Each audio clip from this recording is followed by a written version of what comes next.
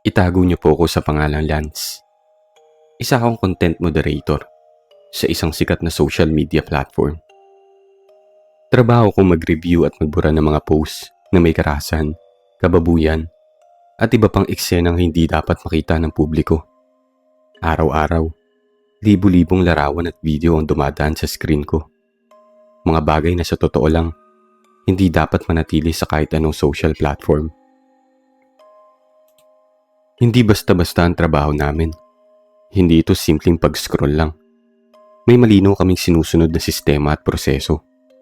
Bago magsimula sa moderation, kailangan munang basahin at intindihin araw-araw ang community guidelines at ang internal rules ng platform bago pumasok sa moderation dashboard. Mahigpit ang mga patakaran. Bawal mag-skip ng content. Kailangan laging i-check ang buong context ng bawat larawan at video. Kapag malinaw na kung ano ang nilalaman at kung anong aksyon ang nararapat, saka pa lang kami gagawa ng desisyon. Magde-decide kami kung ang content ba ay approved, removed, restricted, o escalated. Isang maling desisyon lang, pwedeng may masamang mangyari para sa platform at para sa mga taong makakakita ng content na dapat ay hindi nila makita. Sari-sari ng content na ang napanood at nakita ko. Nariyan ang mga porno, aksidente, karahasan, patayan, at marami pang iba. Noong una talagang bumabaliktad ang sikmura ko sa mga nakikita ko. Pero kalaunan, nasanay na lang din ako sa mga yon. Pero yung ikikwento ko sa inyo ay hindi lang makabaliktad sikmura. Dahil isa to sa mga bagay na akala ko mga kwento lang. Sa madaling salita, hindi ako naniniwala. Pero nang mapanood ko mismo, nagbago ang pananaw ko na yun. Isang araw, pumasok ako na normal naman ang lahat. Wala akong ine-expect na pangyayaring kakaiba. Pagpasok ko sa opisina, naupo ako sa aking cubicle. Nag-time in ako at nagsimulang basahin ang community guidelines. Nang pumasok ako sa moderation dashboard, halos pare-parehas lang ang nakikita ko nung una. Madalas porno. Pag nakita ko yun, automatic na remove agad. Ilang flag content pa ang lumipas. Biglang may pumasok na video sa queue. 10 minutes ang haba nun. Ang thumbnail ay madilim na kwarto na may pulang ilaw. Noong una wala akong ideya kung anong video yun. Pinindot ko ang play button. Sa unang minuto, ang makikita lang isang kwarto na may kulay pula na ilaw. Napansin ko din na may maliit na batya doon sa lapag. Tapos may mga tunog na parang aso na tumatahol. Ilang sandali lang, may lumabas sa frame na isang lalaki na nakamaskara at mahabang roba na itim. May hawak siya na parang isang matalim na bagay. Hindi ako sigurado nung una kung kitchen knife. Pero nang iwas-iwas yun ng lalaki, nakita ko na isa yung combat knife, nakatulad ng gamit ng mga sundalo. Akala ko nung una prank lang, na nireport ng isang user dahil natakot. Kaya tahimik ko yung pinanood. Ang sumunod na eksena, biglang may lumabas sa frame na 3 lalaki. Ang dalawa doon ay gaya ng suot ng naunang lalaki sa video. Tapos yung isang lalaki naman, nakahubad. Wala siyang suot na kahit na ano. Hila-hila yun ng 2 lalaki nakaroba. Nakatali ang 2 kamay niya sa likod. Tapos nakapiring.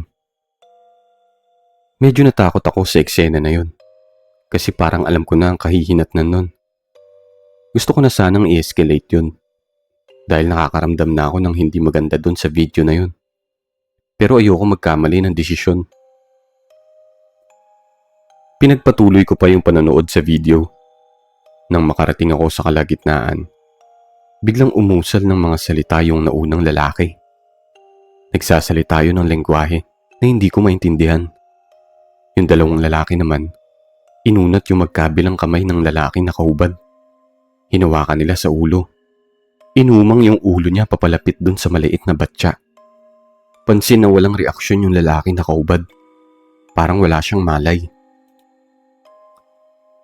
Pagtapos magsalita ng lalaki, bigla siyang lumapit dun sa nakahubad. Inangat niya yung combat knife na hawak niya. At walang ano-ano, ay nilaslas niya yung leeg ng lalaki.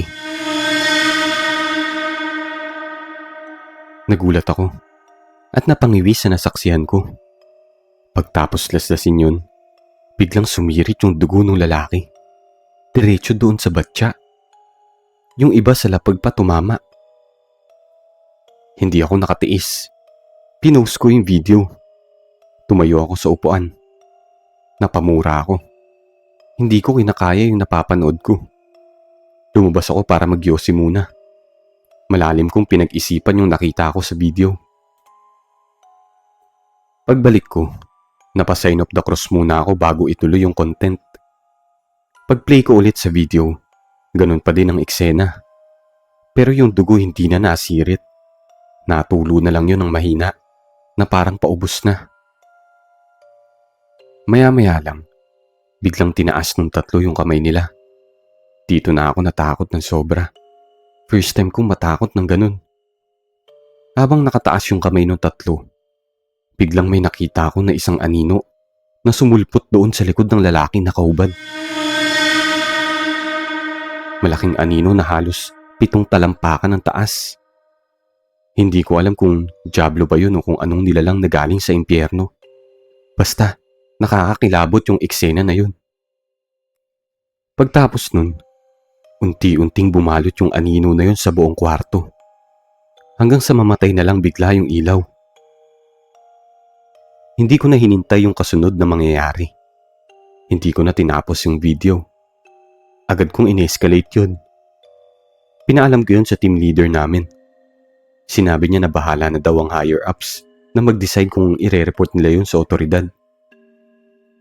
Umuwi ako na dala-dala yung takot sa nasaksihan ko. Kinabukasan, parang nagkaroon ako ng trauma sa pag-scroll sa mga flag content. Naalala ko pa din yung kulto na napanood ko. Nagdaan ng ilang araw, binigyan ako ng update ng team leader namin about dun sa video. Pag-escalate ko daw dun, agad daw nakipag-ugnayan yung specialized team na nag-handle ng video sa mga kinauukulan. Sabi daw, na-trace nila sa ibang bansa galing yung video. Labas na daw sa jurisdiction ng mga otoridad. Nireport na lang daw nila doon sa counterpart nila sa bansang yun. Kung saang bansa yun, ay hindi ko na tinanong pa. At kung anong kulto yun, ay hindi ko na din inalam pa. Ilang buwan matapos ng insidente na yun, nag-resign na din ako sa pagiging content moderator. Araw-araw kasi, halos bumabalik sa isip ko yung kulto na napanood ko.